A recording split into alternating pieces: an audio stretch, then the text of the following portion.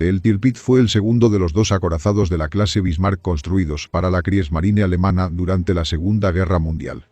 Nombrado en honor del almirante Alfred von Tirpitz, el artífice de la Marina Imperial Alemana, el buque fue puesto en grada en los astilleros Kriegsmarine Werft de Wilhelmshaven en noviembre de 1936 y botado 2 años y medio después, en abril de 1939. Finalmente, entró en servicio en la flota alemana en febrero de 1941. Al igual que su buque gemelo Bismarck, el Tirpitz estaba armado con una batería principal de 8 cañones de 380 mm en 4 torretas dobles. Como resultado de una serie de modificaciones durante la guerra, llegó a ser unas 2.000 toneladas métricas más pesado que el prematuramente malogrado Bismarck. Tras completar sus pruebas de mar a inicios de 1941, el Tirpitz sirvió brevemente como pieza central de la flota del Báltico, que tenía la misión de impedir un posible intento de fuga de la flota báltica soviética. A comienzos de 1942 el buque navegó a Noruega para actuar como disuasora ante la invasión aliada. Estando en Noruega, el Tirpitz intentó interceptar 2 convoyes aliados con destino a la Unión Soviética en 1942, pero ambas misiones resultaron un fracaso. A pesar de ello, el Tirpitz actuó como una flota en potencia y su sola presencia obligó a la Real Armada Británica a mantener un número elevado de fuerzas en el área con la finalidad de evitar sus maniobras. En septiembre de 1943, junto con el acorazado Scharnhorst, bombardeó las posiciones aliadas en la isla de Spitsbergen, primera ocasión en que el Tirpitz hacía uso de sus baterías principales. Poco después, el acorazado fue dañado en un ataque de minisubmarinos británicos y posteriormente sometido a una serie de masivos bombardeos aéreos. El 12 de noviembre de 1944, bombarderos pesados Lancaster británicos equipados con bombas Tallboy de 5.400 kilos de peso hundieron el Tirpitz tras conseguirle 2 impactos directos que lo inundaron y lo hicieron escorar rápidamente. Un incendio en la cubierta se extendió al almacén de municiones por una de las torretas de las baterías principales y causó una enorme explosión. Las cifras de fallecidos en la tragedia oscilan entre 950 y 1.204. El pecio fue reflotado en una operación conjunta de salvamento entre Noruega y Alemania cuyos trabajos se alargaron desde 1948 hasta 1957. El Tirpitz fue ordenado como Ersatz Schleswig-Holstein bajo el nombre de Contrato Schleswig para sustituir al viejo acorazado Predreadnought Schleswig-Holstein. El astillero Kriegsmarine Werft de Wilhelmshaven se adjudicó el contrato y allí fue puesta en grada la quilla del buque el 20 de octubre de 1936.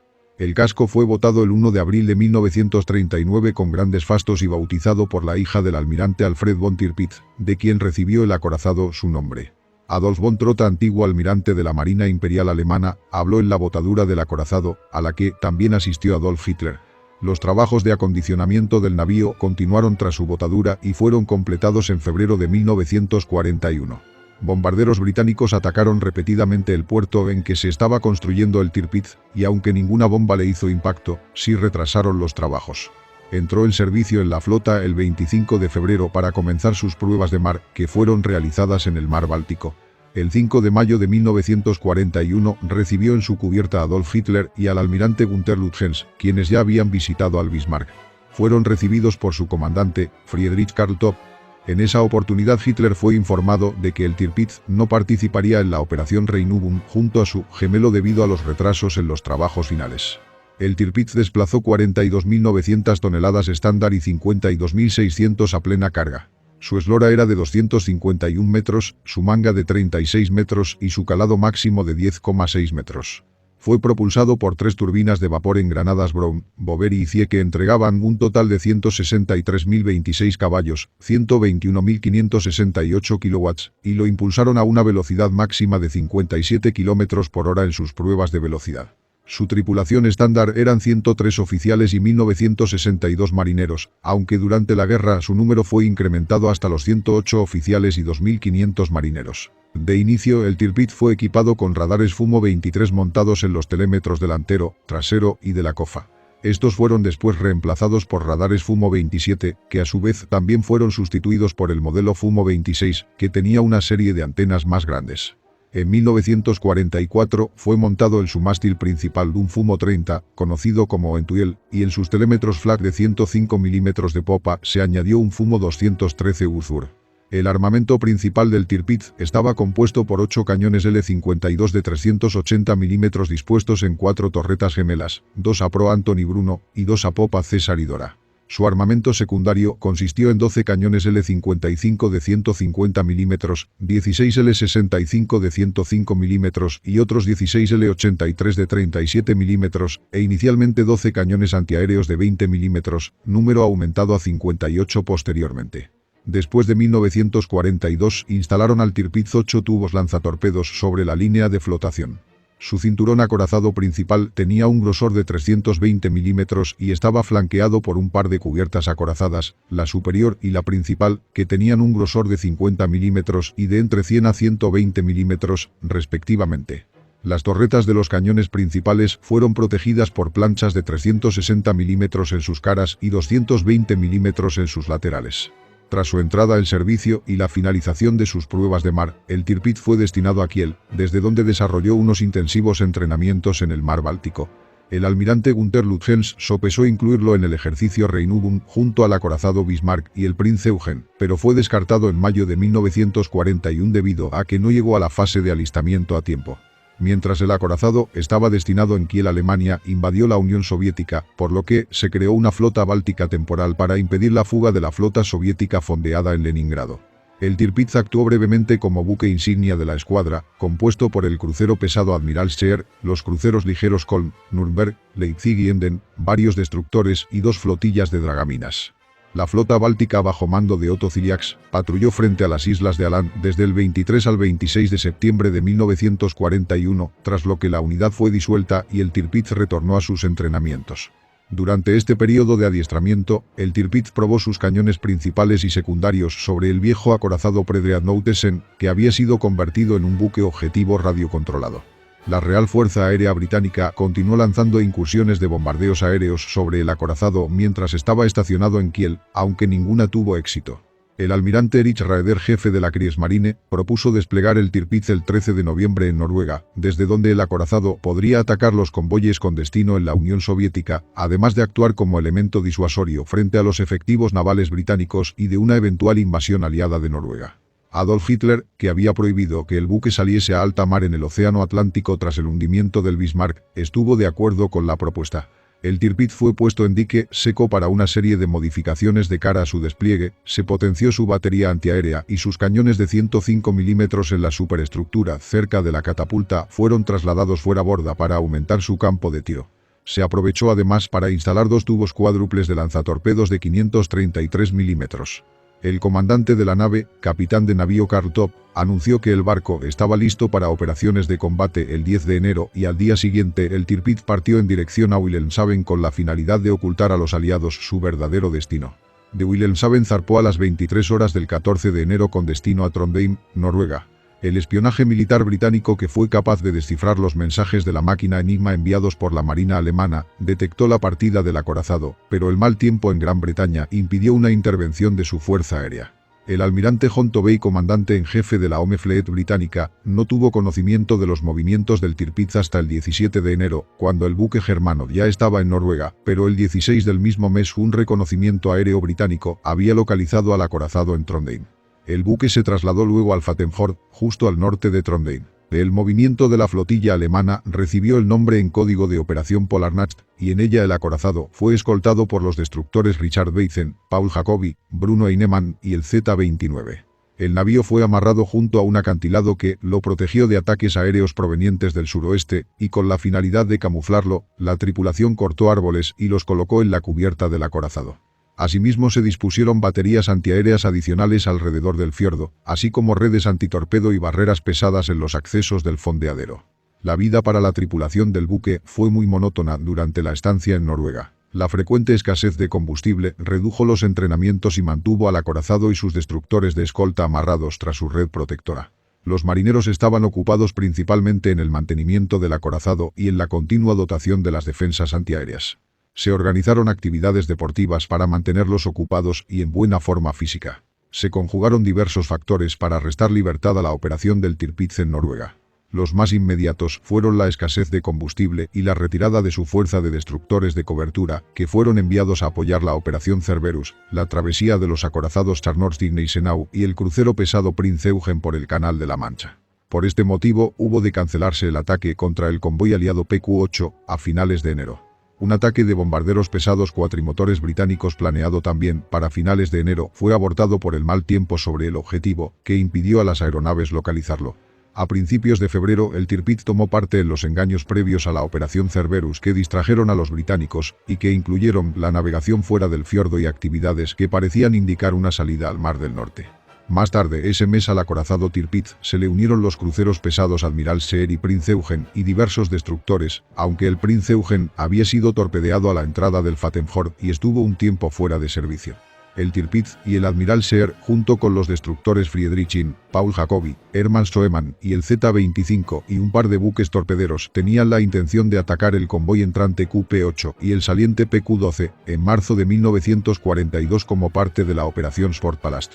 El Admiral Seer, con una velocidad de diseño de 48 km por hora, era demasiado lento para operar con el Tirpitz y fue dejado en puerto, al igual que el destructor Paul Jacobi y los dos buques torpederos.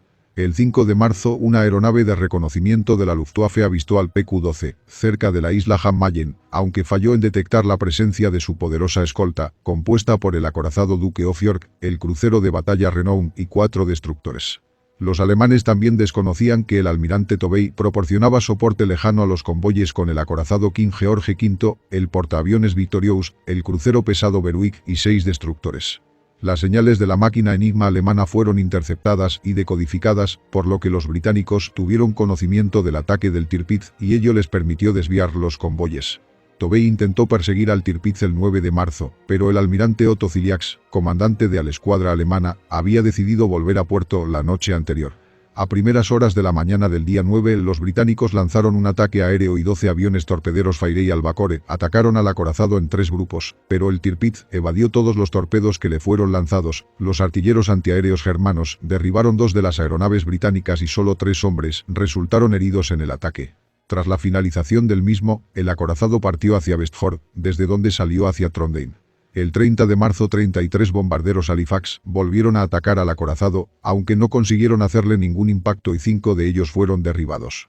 La RAF lanzó un par de intentos fallidos a finales de abril, uno en la noche del 27 al 28 de ese mes con 31 aeronaves Halifax y 12 Lancaster, de las cuales 5 fueron abatidas.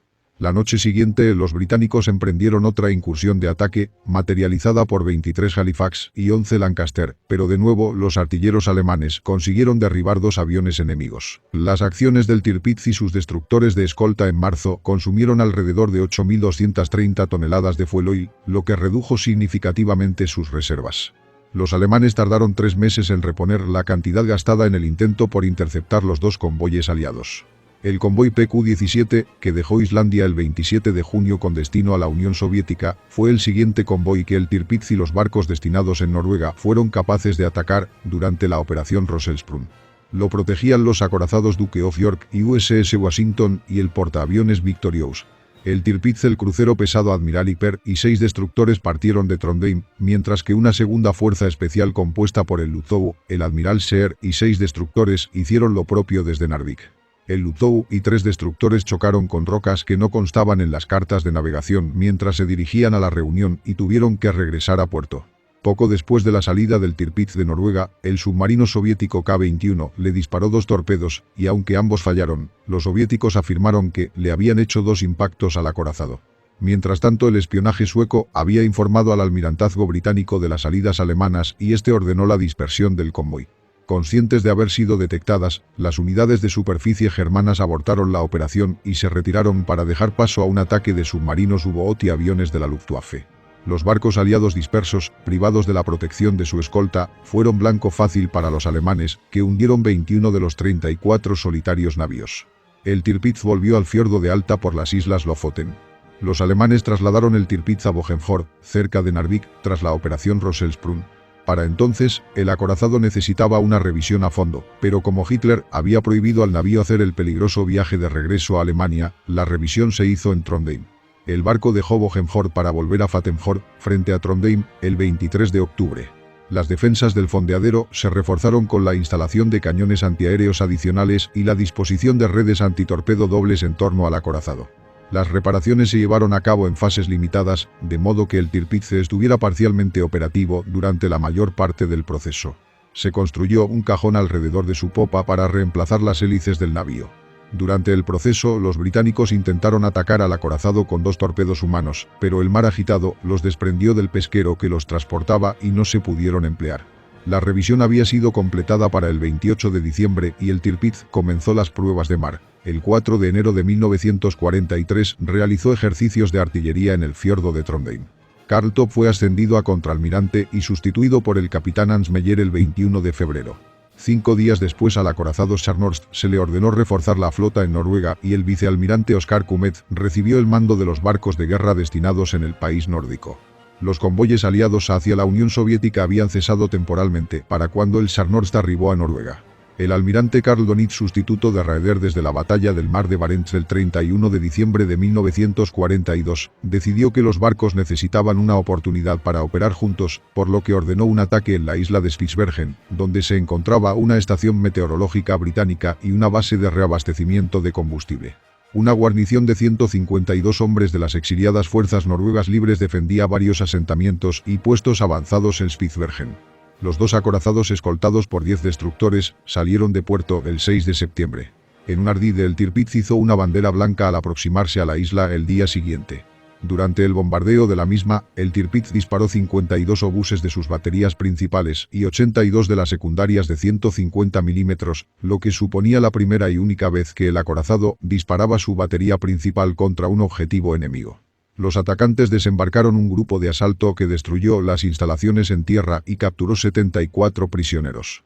Los acorazados habían destruido sus objetivos hacia las 11 horas y en consecuencia, emprendieron el retorno a sus puertos noruegos. Los británicos estaban decididos a acabar con el Tirpitz y eliminar la amenaza que suponía para las líneas de comunicación aliadas en el Ártico. Tras los reiterados ataques, bombardeos ineficaces y el fallido intento con los torpedos humanos en octubre de 1942, los británicos optaron por los nuevos minisubmarinos X-Craft. El ataque planeado, la Operación Source, incluiría ofensivas contra el Tirpitz, el Scharnhorst y el Lützow. Los X-Craft fueron remolcados por grandes submarinos a sus destinos, donde podrían pasar bajo las redes antitorpedo para poner una poderosa mina bajo el objetivo. 10 de estos submarinos fueron asignados a la operación, prevista entre el 20 y el 25 de septiembre de 1943, de los cuales solo 8 llegaron a Noruega para el ataque, que comenzó el 22 de septiembre. 3 de los minisubmarinos, el X-5, el X-6 y el X-7, sortearon con éxito las defensas del Tirpitz, y 2 de ellos lograron poner sus minas. El X-5 fue detectado a unos 200 metros de las redes y hundido por una combinación de cañoneo y cargas de profundidad. Las minas causaron graves daños al acorazado, pues la primera explotó frente a la torreta César y la segunda a unos 50 metros de la amura de babor. Se rompieron un tanque de fueloil y las planchas del blindaje y se formó una gran abolladura en la parte inferior del casco y en los mamparos del doble cinturón acorazado. El acorazado embarcó unas 1.430 toneladas de agua en los tanques de fuel y en los espacios vacíos del doble casco a babor, lo que causó una escora de 1 a 2 grados, aunque esto fue corregido por una contrainundación de la banda de estribor.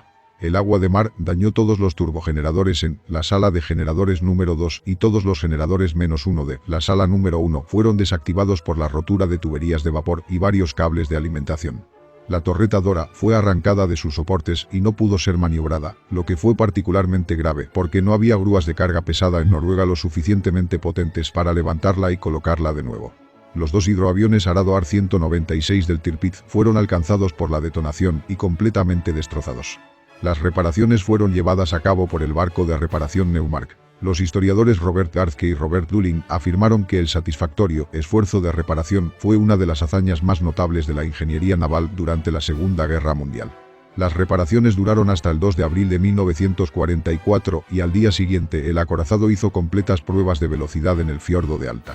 Los británicos estaban avisados de que el Neumark y los equipos de reparación se fueron en marzo, lo que indicó que el Tirpitz estaba próximo a volver a operar, por lo que programaron un gran ataque aéreo para el 4 de abril de 1944, la Operación Tungsten que implicaría a los portaaviones Victorious y Furious y a los portaaviones de escolta Emperor, Fencer, Pursuer y Searcher. El descifrado de las señales de la máquina Enigma reveló a los británicos que el Tirpitz tenía programado partir a las 5:29 horas del 3 de abril para pruebas de mar, por lo que su ataque se adelantó a ese día. La ofensiva consistió en 40 bombarderos en picado y 40 cazas de escolta en 2 oleadas que consiguieron 15 impactos directos y 2 cercanos y en las que se perdió una sola aeronave. Ello se consiguió gracias a la sorpresa lograda por el portaaviones británico, pues en el Tirpitz necesitaron de 12 a 14 minutos para maniobrar todas las baterías antiaéreas. La primera oleada atacó a las 5:29, cuando los remolcadores se preparaban para sacar al acorazado de su amarre. La segunda oleada llegó a su objetivo una hora después, a las 6:30, y a pesar del estado de alerta de los artilleros alemanes, solo uno de los aviones fue derribado. Este ataque aéreo causó daños serios al barco y varios muertos. William Gartke y Robert Dulling afirman que el ataque mató a 122 hombres e hirió a otros 316, mientras que Hildebrand, Rory Steinmetz sostienen que hubo 132 bajas y 270 heridos, incluido el capitán del Tirpitz, Hans Meyer. Dos de las torretas de 150 milímetros fueron destruidas por las bombas, así como los dos hidroaviones Arado AR-196. Las bombas también provocaron varios incendios a bordo y las conmociones de las detonaciones averiaron la turbina de estribor, mientras que el agua salada empleada para apagar los incendios alcanzó las calderas y contaminó el suministro de agua. 2.000 toneladas de agua inundaron el acorazado, principalmente por los dos impactos cercanos, que horadaron el lateral del casco con metralla, pero también debido al agua empleada contra el fuego. Dönitz ordenó que el barco fuera arreglado sin reparar en costes a pesar de que sabía que el acorazado ya no podría ser usado en acciones de superficie debido al insuficiente apoyo de combate. Los trabajos de arreglo comenzaron a principios de mayo y los equipos importantes y los trabajadores necesarios para las labores fueron transportados en destructores desde Kiel hasta el fiordo de Alta en el lapso de 3 días. Para el 2 de junio el Tirpitz ya podía navegar por sus propios medios y hacia fines de mes fueron posibles pruebas de artillería. Durante este proceso de reparación, las baterías de 150 milímetros fueron modificadas para permitir su uso antiaéreo y se suministraron proyectiles de 380 milímetros con espoletas especiales para crear barreras de fuego antiaéreo. Los británicos previeron una serie de ataques con portaaviones para los siguientes 3 meses, pero el mal tiempo forzó su cancelación. Una repetición de la Operación Tungsten, llamada en código Operación Planet, se planeó para el 24 de abril, la Operación Brown, que debería haber sido materializada por 27 bombarderos y 36 cazas de los portaaviones Victorious y Furious, debía tener lugar el 15 de mayo, y la Operación Tiger Claw fue ideada para el 28 de mayo. Al Victorious y el Furious se les unió el portaaviones Indefatigable para la Operación Mascot del 17 de julio, que debía haber sido llevada a cabo por 62 bombarderos y 30 cazas. El tiempo finalmente mejoró a finales de agosto, cuando se lanzaron la serie de ataques Godward. Las operaciones Godward primera y segunda se produjeron el 22 de agosto, cuando los portaaviones Furious, Indefatigable y Formidable y los portaaviones de escolta Nabov y Trumpeter hicieron despegar 38 bombarderos y 43 cazas de escolta en 2 incursiones. Los ataques no infligieron daños al Tirpitz y fueron derribados 3 de los aparatos atacantes. La Godward III se desarrolló el día 24 del mismo mes, compuesta solo por aeronaves de portaaviones de la flota con 48 bombarderos y 29 cazas que le hicieron 2 impactos al acorazado alemán con daños menores. Una de las bombas, de 725 kilos, penetró las cubiertas acorazadas superior e inferior y se alojó en sala de la centralita número 4, pero la mecha había resultado dañada y la bomba no detonó. La otra, de 235 kilos, explotó pero solo causó daños superficiales. A cambio, 6 aeronaves británicas fueron derribadas. La Godward IV tuvo lugar 5 días después, el 29, con 34 bombarderos y 25 cazas procedentes del Formidable y el Indefatigable, que fueron interferidos por una espesa niebla que impidió que hicieran ningún blanco al Tirpitz, cuyos artilleros derribaron un Fairey Firefly y un Corsair. El acorazado disparó 54 salvas de sus cañones principales, de los cañones de 150 milímetros y hasta un 20% de su munición ligera antiaérea. La ineficacia de la mayor parte de los ataques lanzados por el brazo aéreo de la flota británica a mediados de 1944 llevó a que la tarea de destrucción del Tirpitz se encomendara al grupo número 5 de la RAF. Se decidió que bombarderos cuatrimotores Lancaster portaran poderosas bombas capaces de penetrar la fuerte armadura del acorazado alemán. Los británicos optaron por usar las bombas Talboy de más de 5,4 toneladas de peso, desarrolladas en 1943 por Barnes Wallis, como el arma primaria contra el Tirpitz. El primer ataque, la Operación Parabane, tuvo lugar el 15 de septiembre de 1944, cuando 23 Lancaster 17 llevando una Talboy y los 6 restantes con 12 minas JW, que despegaron desde la base rusa de Yagodnik, hicieron un único impacto en la proa del Tirpitz con una Talboy que atravesó completamente el acorazado y explotó en el fondo del fiordo. Entre 800 y 1000 toneladas de agua inundaron la proa del barco alemán y provocaron un serio incremento en su compensación delantera. El barco quedó limitado a navegar entre 15 y 19 kilómetros por hora y la conmoción del impacto afectó gravemente al equipo de dirección de Thiaux. Los serios daños de este ataque persuadieron al comando naval alemán para reparar al acorazado solo como batería flotante. Se estimó que las reparaciones llevarían 9 meses, pero el parcheado de los agujeros se terminaría en pocas semanas para permitir al Tirpitz moverse más al sur, a Tromsø. El 15 de octubre el acorazado recorrió los 370 kilómetros que lo separaban de Tromsø por sus propios medios, el último viaje de su vida operativa. La RAF hizo un segundo intento el 29 de octubre, cuando el Tirpitz había sido amarrado frente a la isla Akoi, cerca de Tromsø. 32 Lancaster acometieron de nuevo con bombas Tallboy durante la operación Oviate. Como en la operación Parabane, los escuadrones número 9 y número 617 atacaron conjuntamente, pero no alcanzaron el objetivo por poco, en parte debido al mal tiempo. La explosión submarina afectó al timón y el eje de babor y causó algunas inundaciones. Los proyectiles de fragmentación de 380 milímetros del Tirpitz resultaron ineficaces contra los bombarderos de alto nivel, aunque uno de los atacantes fue alcanzado por los cañones antiaéreos instalados en tierra. Tras este nuevo ataque, se mejoró el amarre del acorazado con la creación de un banco de arena bajo el barco y a su alrededor para prevenir su escora y se instalaron redes antitorpedo. El Tirpitz mantenía una inclinación de 1 grado a babor de anteriores ataques que no fue corregida con una contrainundación para así conservar la mayor flotabilidad posible. También se preparó al barco para su nuevo rol de plataforma de artillería flotante, se limitó su fuel al necesario para proveer a los turbogeneradores y la tripulación se redujo a 1.600 oficiales y marineros. La operación Catechism, el último asalto británico al Tirpitz, tuvo lugar el 12 de noviembre de 1944. El acorazado alemán volvió a disparar sus baterías de 380 milímetros contra los bombarderos, que se le aproximaron a las 9:35 horas. Los cañones principales forzaron a estos a dispersarse temporalmente, pero no pudieron acabar con el ataque. Una fuerza de 32 aviones Lancaster de los escuadrones número 9 y número 617 arrojó 29 bombas Tallboy sobre el barco, 2 de las cuales impactaron en él. Otras bombas aterrizaron en la barrera de redes antitorpedo y produjeron enormes cráteres en el fondo marino que removieron al banco de arena construido para prevenir la escora del acorazado. Una de las bombas penetró la cubierta acorazada entre las torretas Anthony Bruno sin explotar, pero la segunda hizo blanco hacia el centro del buque, entre la catapulta de los hidroaviones y la chimenea, y provocó daños fatales, pues voló el lateral del barco y abrió un enorme agujero en el fondo de su casco. Destruyó completamente una sección entera del cinturón blindado. Un tercer proyectil pudo golpear a babor de la torreta César. El impacto en el centro del acorazado originó una inundación y la rápida inclinación a babor de entre 15 y 20 grados. En 10 minutos esta escora aumentó hasta los 30 a 40 grados, por lo que el capitán ordenó el abandono de la nave. La progresiva inundación aumentó la inclinación hasta los 60 grados hacia las 9:50 horas, cuando pareció estabilizarse temporalmente, pero 8 minutos después una enorme explosión estremeció la torreta César. El techo de la torreta y parte de su estructura rotativa fueron arrojados a 25 metros de altura y cayeron sobre un grupo de hombres que nadaban hacia la orilla. El Tirpitz rodó rápidamente sobre sí mismo y su superestructura se hundió en el fondo del mar. Terminado el ataque, las operaciones de rescate intentaron liberar a los marineros atrapados en el interior del casco del Tirpitz. Los trabajadores consiguieron rescatar a 82 hombres tras cortar las planchas inferiores del casco. Las cifras de muertos varían. John Suetman establece que unos 1000 hombres de una tripulación de 1900 murieron. Niklas Zetterlin y Michael Tamelander coinciden en el número de fallecidos. Tanto Siegfried Breyer como Erich Rohner creen que los muertos ascienden a 1204, pero Gordon Williamson rebaja la cifra a 971. William y Robert Dulling fijan las bajas del ataque y hundimiento sobre 950.